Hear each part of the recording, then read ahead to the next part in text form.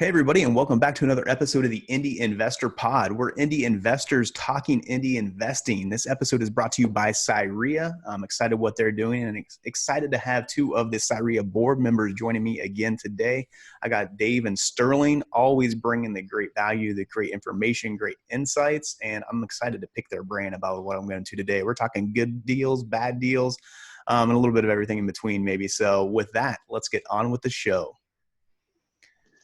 Hey, everybody, and welcome back to another episode of the Indy Investor Pod. I got Dave Short and Sterling Davis with me again today. And really what we're going to get into today is just talking a little bit about just the good and the bad. So we have all had some pretty good deals. We've also had some bad deals. As we're talking before this episode, Dave's even like, I thought I was the only one that had bad deals. I'm like, no, man, we're right there with you. And I think anybody in this business, if you've done it for any amount of time, you're going to have those good deals that you're proud of, but also those bad deals that come up and that happen. But what's the most important thing when you have good or bad deals, doesn't really matter, is that you learn something from them.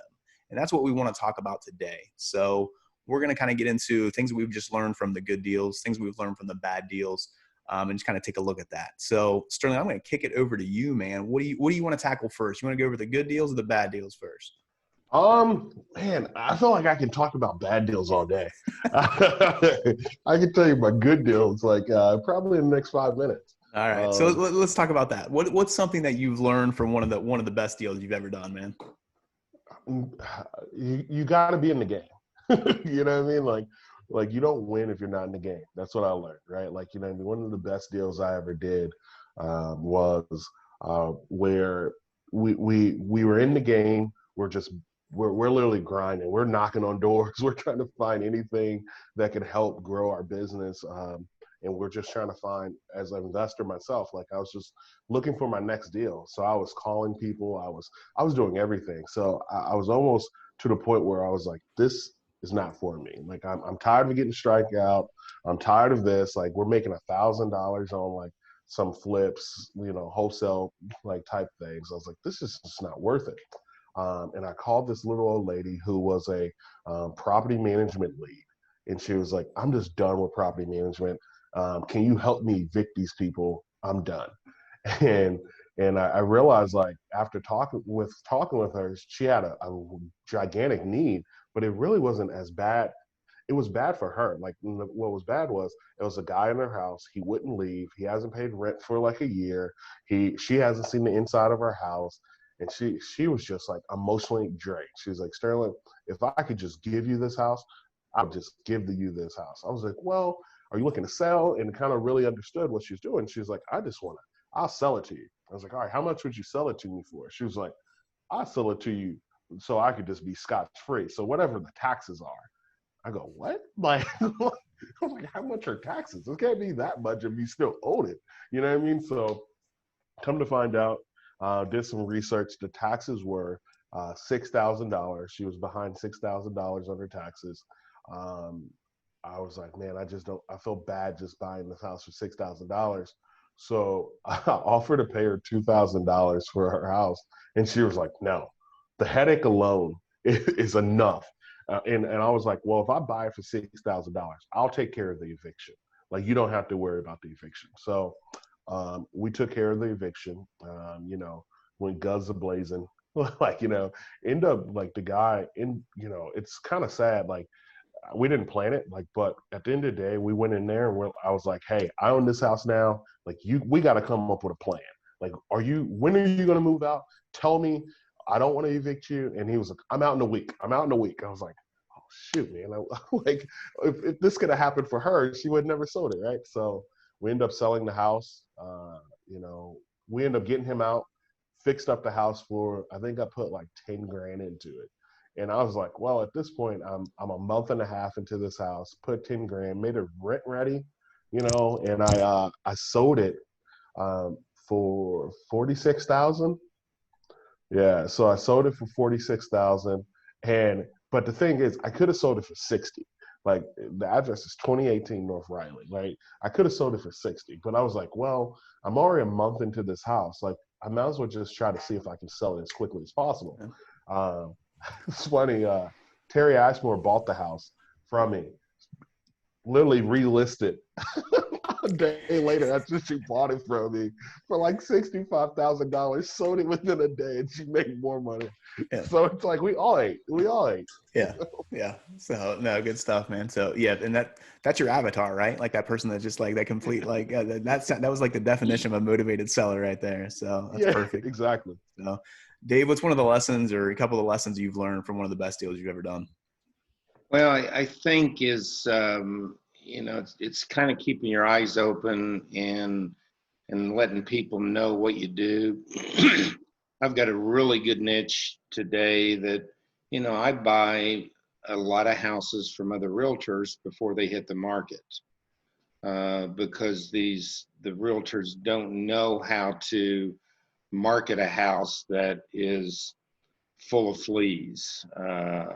People living in it won't move. Mm-hmm. Uh, you've got somebody, an Al estate owner, so they're not trained. They're put on their rails, what I call in their training. So they're not trained how to do with nasty problems related to a house. So they almost always can bring you value because then they'll go to the seller and say, hey, this house is awful. I don't know how they're going to get these people out.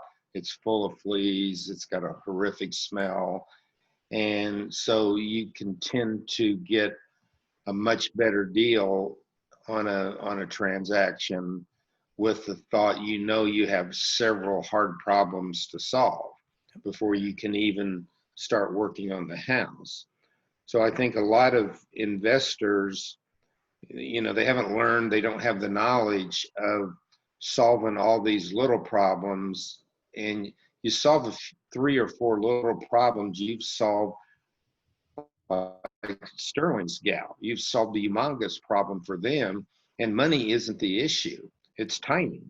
Right. So anytime we can get in deals where timing is an issue and you can solve timing, you can solve that, and potentially make a lot of cash for this. I mean, this house that we're doing, it's actually going to hit the market tomorrow or Friday or Saturday.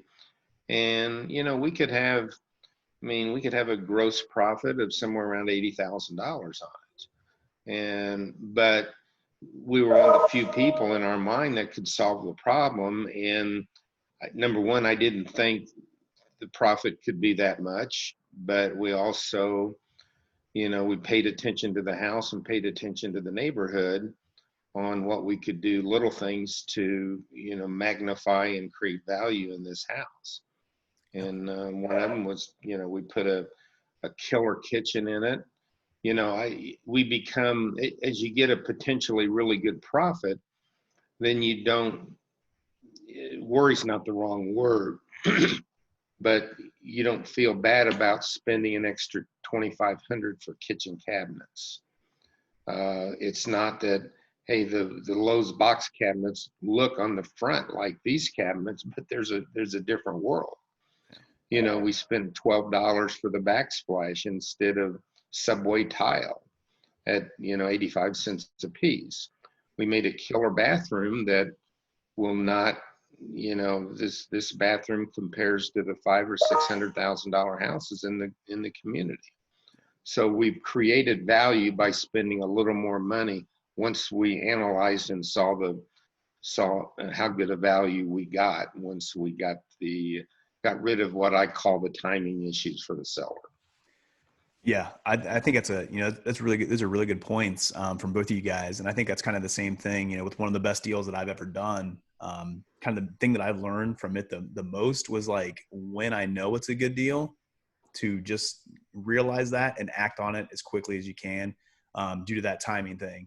This had a it comes to my head of like one of the best deals we've ever done.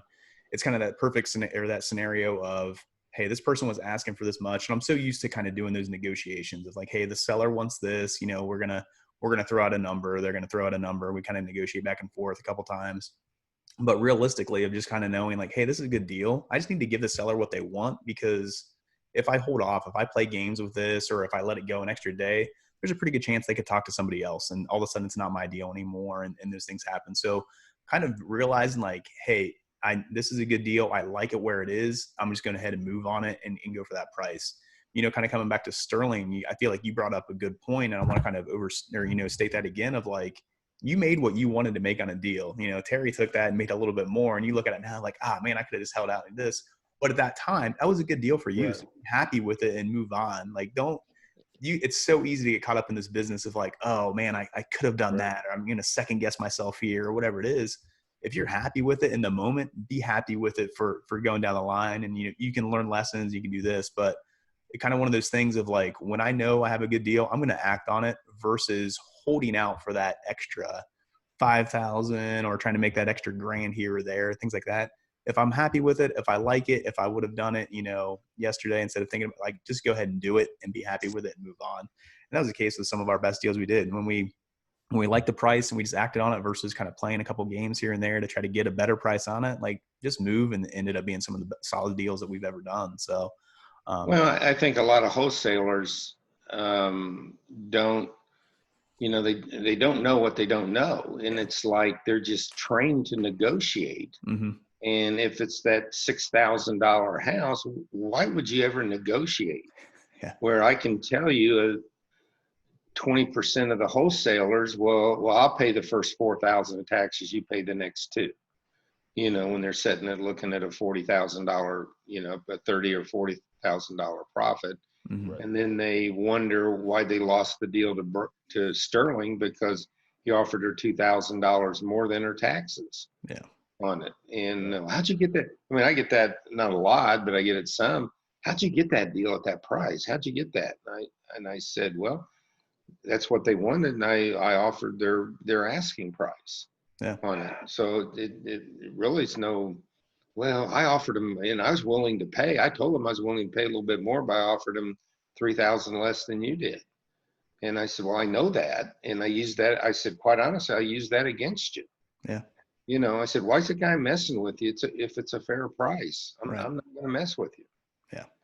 So yeah, I mean, that's what I realized kind of along the line. Negotiations really for when you don't know what their price is. When you know what their price is, don't negotiate. Just kind of talk to them and figure out what's going on. Maybe your price is lower, and that's okay sometimes. But just when you know kind of where you are and where they are, you don't have to negotiate. Just kind of throw out the numbers and let them lie where they need to. So, but I think a big thing that, when you look at all of our some of our best deals, I guarantee they were a little hairy in some way. There was, you guys mentioned it, where there's some kind of problem that needed to be solved. And those are the ones that I think a lot of people might pass on of like, oh man, I'm not going to be able to have an immediate return on this. I know this is going to take, maybe 3 months till I'm even able to make $1 on it. I'll take those deals all day long. Like, I'll wait them out. I'll figure it out. Those are the ones I like. I love to problem solve. I love to kind of figure out what those issues are and solve those. Number one, my seller is super happy because they don't have to deal with it, and I can take that on. Right. But then I know it's going to end up being a good deal on me on the back end. So. Well, one of the things that I do too, that I think is really a good strategy, is that there, we find a lot of really good deals. I've found 3 really nice deals that I, without question, could mark them up and maybe make 20 grand without doing any work on it. Where if I do all the work, I could make maybe 50. But I look at the source that I got the deal from. So he knows I might be negotiating in good faith if the next, and not in good faith, if the next day I turn around and sell it for $20,000 more. So I want that guy, I want that other agent to see me take that deal to the end rather than just mark it up and say, hey, this is, and I've given them the numbers, what I think I'm going to sell for, and that kind of stuff. So don't cut your source for just taking a modest profit. For instance, the next time Sterling does a deal like the Riley deal, and that same person comes along wanting to buy the deal, I guarantee you Sterling's going to take a different look at that deal before he sells it. Yeah. Well, and the thing is that I appreciate about her was that she didn't haggle. If she would have haggled me and then did that, I would have been offended. Like, you get what I'm saying? Like, well, it's all different. She took a because really smart she, approach. Why haggle with you? Because she knew what her yeah, strategy. she said full price offer. She's like, I go look How at a long full ago price was this, offer, close Sterling? when title's ready. How long ago? About a year and a half, 2 years ago. Yeah, hell, I would have bought it. I wish you brought Yeah. it to Yeah. me. So I'm gonna have to do an episode with Terry on here and be like, hey, how to work with Sterling and how to get the good deal now. How to So, negotiate Sterling down. Like, Yeah. no, I mean, and that's the thing that's true. Is like she knew it was a good deal. She was like, hey, I put it on like the out of state investor group. Nobody responded. She was like, oh, that's a deal. Literally snuck, went to go look at it one day. Next day, with like say it's a Wednesday, we were closed by Friday. Right. Because she understood the neighborhood, she understood everything about that house, even before she walked into it. Well, the other thing is, when you're working with a seller on a good deal, you seriously, you try to give them as much as you possibly can, and you try to keep them happy and make it. And I mean, it's kind of a sad story, but it's an accurate story because of our philosophy. We had another house in a prime time neighborhood, and we were to close tomorrow, actually. And the estate had some problems with a couple of the heirs, and they were just trying to get it done. We were negotiating with the heir that had the ability to sell the house, and it was a pretty tough scenario. So the attorney calls me, and the other realtor called me that I got the deal from, said, can you close, which was last Friday. But they said they don't want to change possession. They still need the time. They just want to get it cleared up off the estate. And I said, yeah, I can close. It's, 7 to 10 days, not a big deal. So we went ahead and closed. And unfortunately, this lady that we're dealing with has an aneurysm on Tuesday. She's incapacitated now. And I would have been dealing with the heir that didn't want to sell me the house on it, had I not. And it was in the best interest of the seller to sell us the house. Yeah. But you just don't know what you don't know. Right. Yeah. On it. So, hey, I can do it. It's 7 days, where an average flipper might say, no, I just really need to stay close to my timeline because they don't want the house to set an extra 7 or 8 days. Yeah. Where I'm thinking, okay, this is a good deal. They're requesting something that's reasonable, and it's something I can do without pain. So let's just do it and make the seller happy. There we go. So no, great stuff. So let's take the opposite side then, and we'll try to keep this show within a half hour here. So so if we talk about like some of the things that, and it is really cool too when you do look at your good deals. I think it's just as important as not to not to celebrate them, and you definitely want to do that. But then also look at like, what did I do right in this deal, and make sure I do this again. Or sometimes too with a good deal, it's just like, man, I got lucky, and the timing just happened perfectly for that. Now, same thing when we look at bad deals that we maybe done, or deals that maybe bad deals is a bad term, but kind of looking at like some deals that we've learned lessons on, or that we need to improve on, or things that we maybe lost some money on. When we look at those deals, let's kind of just go around the horn again. What are some things, one or two things that you learned from like kind of one of those worst deals that you've ever done? So, Dave, let's start with you this time. Of just kind of, you think about a deal, what was what's one of those two things that really stood out to you? Of like, man, I definitely learned my lesson here. I'm not going to do this again. I hope I've learned my lesson.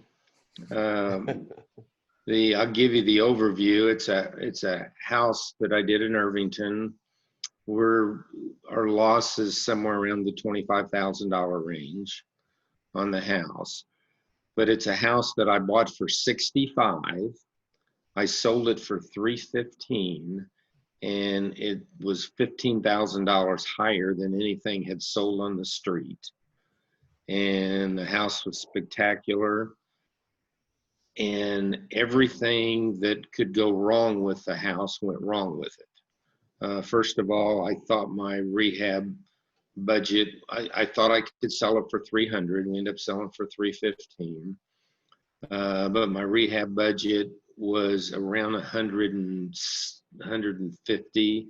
I'm thinking there's no way I can spend 150 to get this house. Well, I end up spending almost $240,000 on the house to get it done.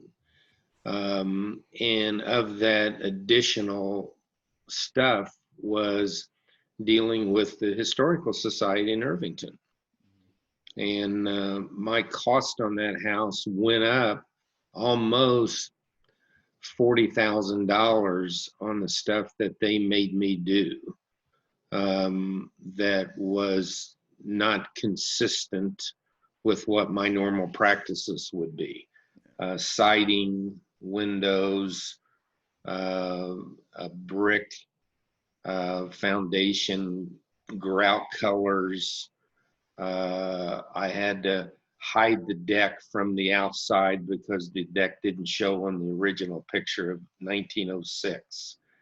I had a garage slated to be built on the property and approved. I got through the approving process, and then I got notice from Irvington that they're not going to approve the garage because they found the 1916 picture of a garage and they wanted to look like that. So my garage cost went from 17,000 to 34,000 to get it. So, my lesson learned here is, we're fairly diligent. House took almost a year because of stop work orders. We had numerous stop work orders on the house. So it was dealing with an unknown element that controls controls factors in your construction. I had dealt with Irvington before on a couple other houses. It was painful. So I thought I knew what I was getting into with Irvington. I had a superintendent that time, and cost overruns were just ridiculous. And I went to a couple of the hearings with Irvington, and he said, well, I guess I can't take you to Irvington hearings because we'll get nothing approved. Because I'm just thinking, are you kidding me? And so, when you go to historical societies and do properties, you're dealing with people. You're dealing with people that have a job to do, but they don't care about your bottom line. They have no interest in it. Right.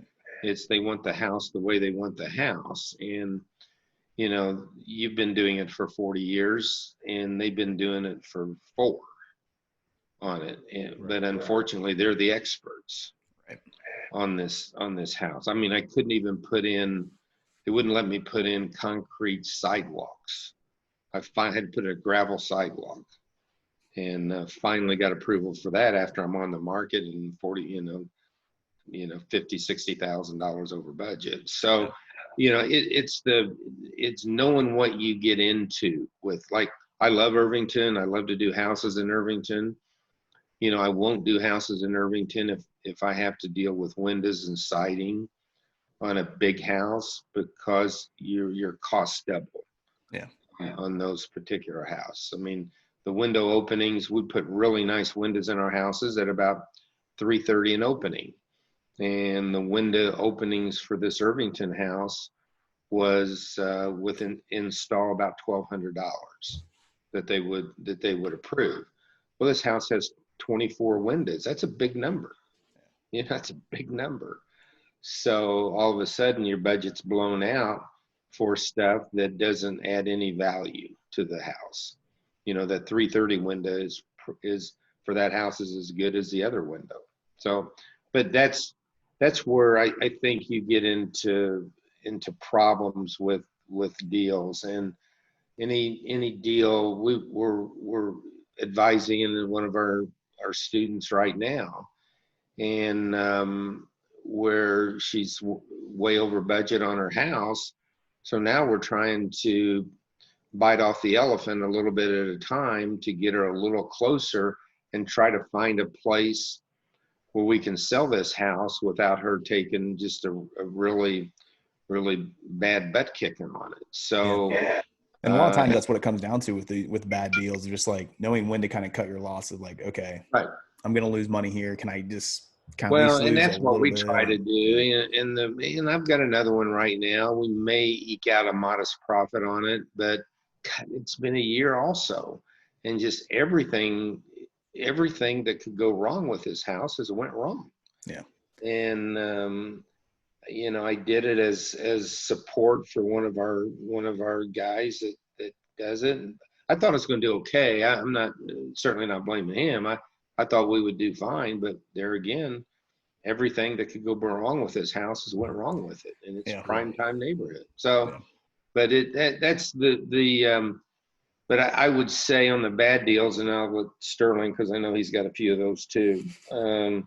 I would say when you get in a bad deal, move forward.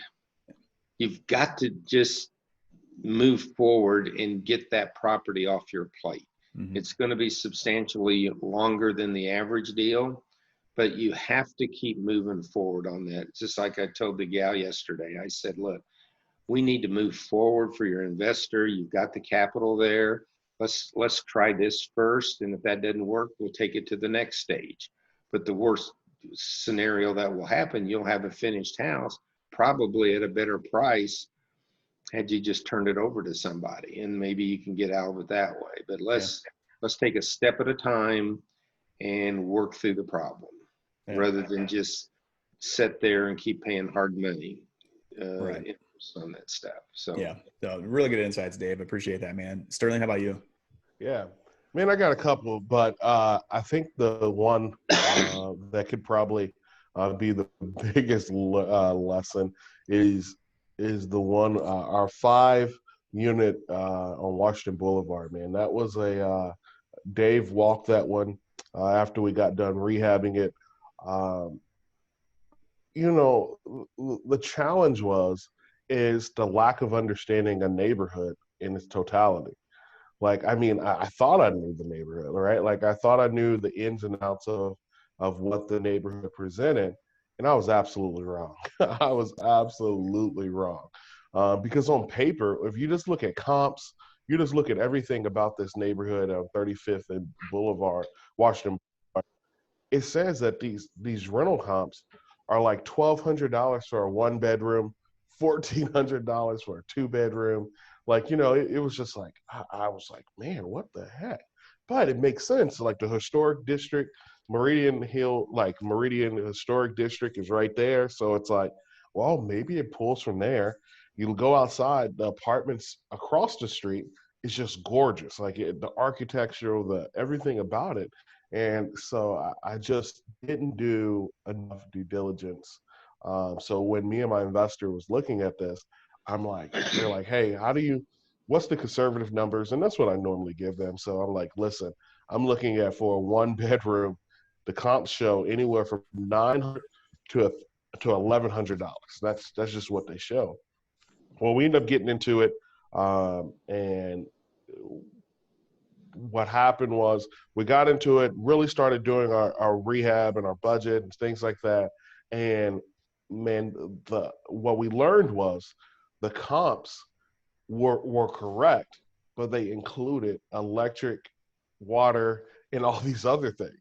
So that 1,100 might be true, but it's a single metered electric, it's single metered water, it's single metered everything. And our building was no different. Our building was single metered when it came to water. Electric, they were on their own electric, bill. But when it came to it was just one huge furnace for 4 of the unit, and then the 5th unit had its own thing. So it's just not knowing enough on the front end. And I learned from that, right? Like it was certain questions that we could have asked to be able to uncover those mistakes, man. And so now, we're renting out those apartments, anywhere from $700 to $800 right now. So it's just the loss it was substantial. The only saving grace was we bought it. We bought it for a price that was within reason. We paid, somewhere around 280,000 for it. So after rehab, I think we're close to 310. But now that we got it rented, It took us a year to get the whole building full. You know, and it was a pain in it, and that's why, like, I hate deals when truthfully, I really hate turnkey providers. And that was probably one of the deals that we was closest to like a turnkey provider. You know what I mean? We were on the buying side, we was on the rehab side, we was on the rental side, we was on the managed side. Um, and yeah, I think you just gotta make sure when you're entering into a new market, you really understand um, the context. You know what I mean? Like I, I've done thousands of rentals before. I've never seen a rental that has the water, electric, and all this inside of it. So it was when Dave talked about rail, that was nowhere near my rail. Like I was like, what? What do you mean? So yeah, that was probably one of our biggest losses, man. And you know, but now it's performing. It's not, the numbers aren't as great as that they originally was projected, but you know, still, you know, you talk That about an really 8 to 10 cap. went, Sterling, was that really a loss other than just a miscalculation? You know, Well, would you went in and paid 280 for it anyway? I think we would have negotiated a little bit more because there was some things that we just uncovered with it being on single metered, single everything, that cost us on the rehab side. Well, once the tenants started going in, the other issues was didn't realize that the guy that was living there, we knew it was a vacant building, but it hasn't been an apartment in like 12 years. So it was countless of things when it came financially. Um, we stabilized it, but you're still talking about, you know, if you really truly look at the cost per door, you're looking at maybe $80 to $100 cost per door. I mean, like profit per door, where we were thinking this is 200 to $300 per door based off of what we were going to find. You know, we thought about Airbnb was one of the units that was the goal. Airbnb's tank. So, and then the holding cost was just through the roof. I mean, the holding cost was exponential for holding this property.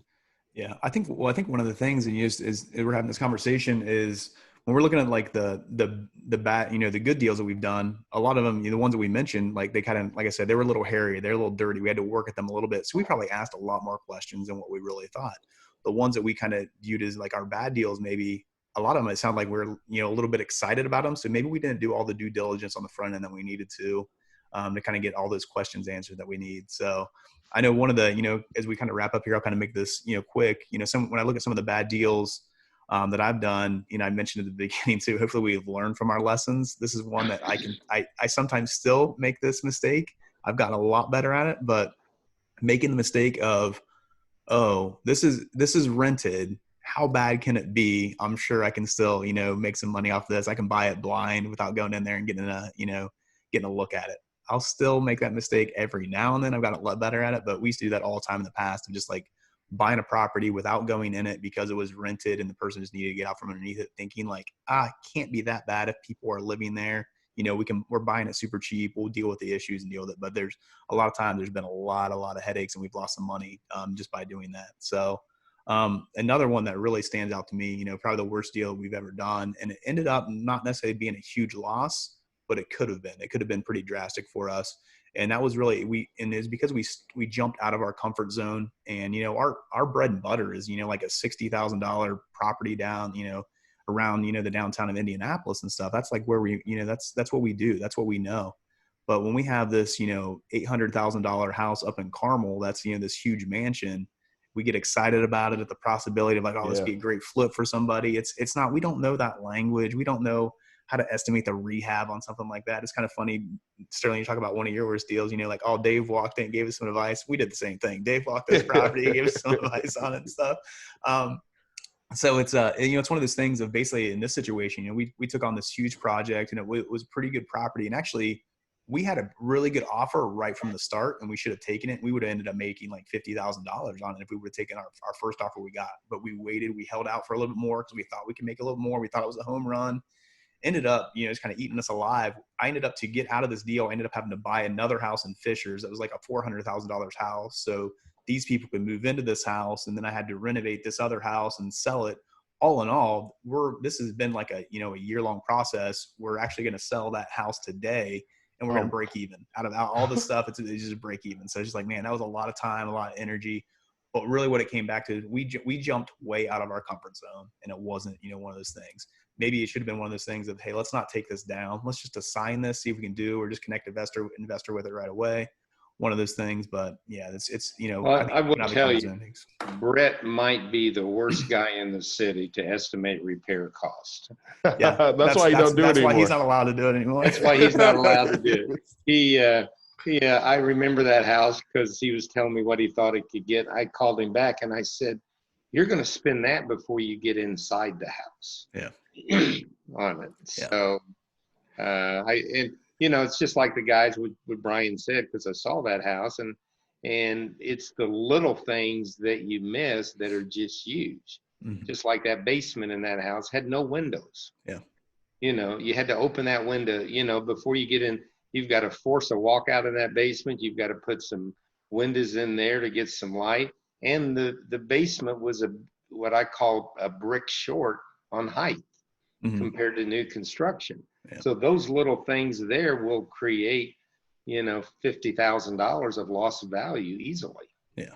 Yeah. I could do a whole episode on just like all the mistakes we made of that property all the way around, but I'm sure we could do multiple episodes on that and stuff. But I appreciate you guys' insights today. Awesome job. And that's the big thing out of this is whatever deals you're doing, they're good deals, bad deals, make sure you're learning from them so you can improve on that next deal that you're doing.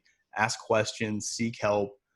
That's what it's all about. We are a community around here. And that's what one of the things, that's why we want to do this podcast too, is that, put out there that we are a community. We're here for each other. We're here to help each other. So don't hesitate to reach out if you need to. So let's do a real quick round before we get out of here. Dave, can you give any contact information for yourself? Just if somebody wants to reach out to you or have any questions for you, man. Best is through my email. Just reach out. I'm pretty good about getting back to people. It's dshort@c21sheets, scheetz.com. Awesome. Sterling? Yeah, Sterling Davis. I'm with Ethosity Property Management. You can reach me best email sdavis@ethosity, ETHOSITY, management spelled all the way out.com. Yes, shoot me an email. I'll love to connect with you guys. Awesome. And you can reach out to me at brian@simplewholesaling.com. More than happy to help you out. Also, all of us are on social media, so hit us up on Facebook. You get us that way too. And with that, that's another episode of the Indy Investor Pod. Thanks a lot, guys. Take care. Thank you.